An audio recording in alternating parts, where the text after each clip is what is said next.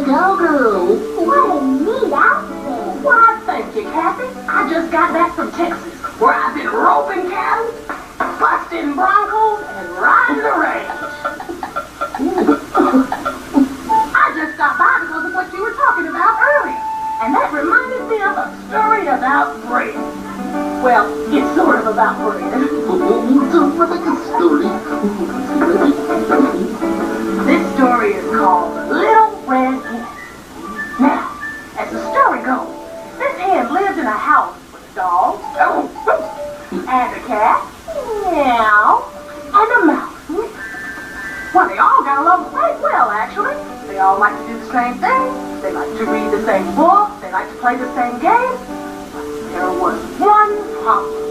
The dog liked to curl up in the sun on the back porch all day. And the cat liked to snuggle into the couch. And the mouse liked to curl up in his favorite chair by the fire. Well, that left the hen to do all the work. The hen cooked all the meals. She washed all the dishes, she did all the laundry, and she tended the garden. One day, while the hen was hoeing in the garden, she found some grains of wheat. So she looked around for her friends and she called, "Who will help me plant these grains of wheat?" Not I, said the dog. Not I, said the cat. Not I, said the mouse.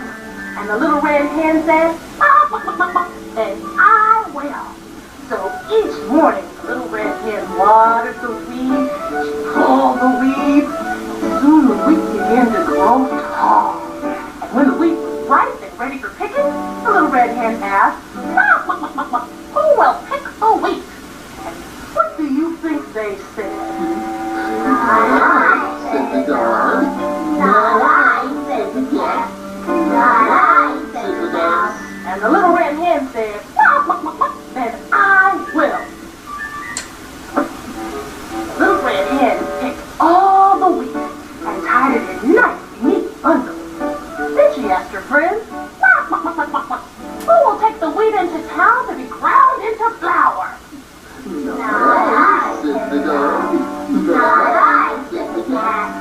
Not I, said the mouse. And the little red hen said, "Then I will." When she returned from town with the flour, the little red hen decided to bake a loaf of sweet bread. Now the hen loved sweet bread because it was almost as tasty as cake. Once again, she asked her friends, "Who will help me bake the bread?"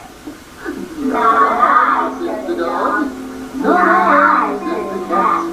Not I, said the mouse. And the little red hen said, "Then I will." The little red hen made the flour into dough and popped it into the oven. And soon the sweet smell of sweet bread floated through the house. Well, that got the other animals' attention and they came running. But the little red hen looked at her friend and asked, "Now who will help me eat this sweet bread?" I will, said the dog. I will, said the cat. I will, said the mouse. And the little red hen just shook her head and said, "I did all the work myself, and now I think I will eat it all by myself." And she did. Every bite, every crumb. You know, a funny thing happened after that. Whenever the little red hen asked the dog, or the cat, or the mouse to help her around the house, they were always ready. I think they learned a lesson. See it? Oh, yay!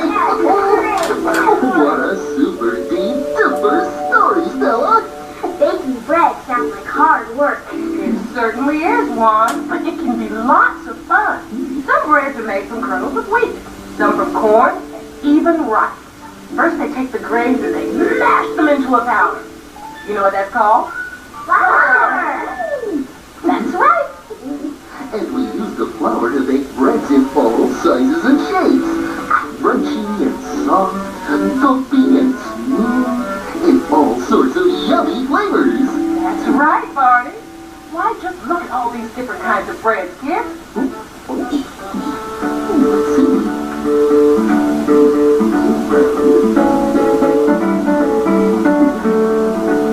Goodness.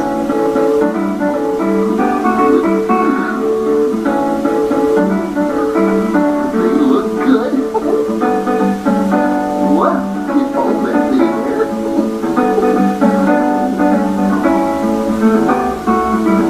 Little breads. Guys. Oh my, that is a lot of bread, Stella. Here are bagels from Israel and pita from Greece. Rye bread and cornbread. Let's eat a piece. There are so many breads from which we can pick. Round breads and square breads. Some like a steak. Southwestern breads that we call tortillas. And Italian bread from my friend Sophia. Here's a German bread that makes your tongue tickle. You know I love it. It's called... Pumpernickel. And finally, a loaf that seems rather long. But with this French bread, you'll never go wrong. I never knew there were so many different kinds of bread. Oh, there are even more than you see here, Daffy. Bread is one of the most important foods to people all over the world. That's it. What's it? We can use bread of the world as a theme for our food. That'll be perfect for the International Festival. Good idea, Ben. Thanks. The sun Barney helped me think of it. Well, it looks as if you all have a lot of work to do. And I'm off to tell more stories to children. So, as they say in Texas, bye, y'all. Back here, bye, Barney. See you real soon. Bye,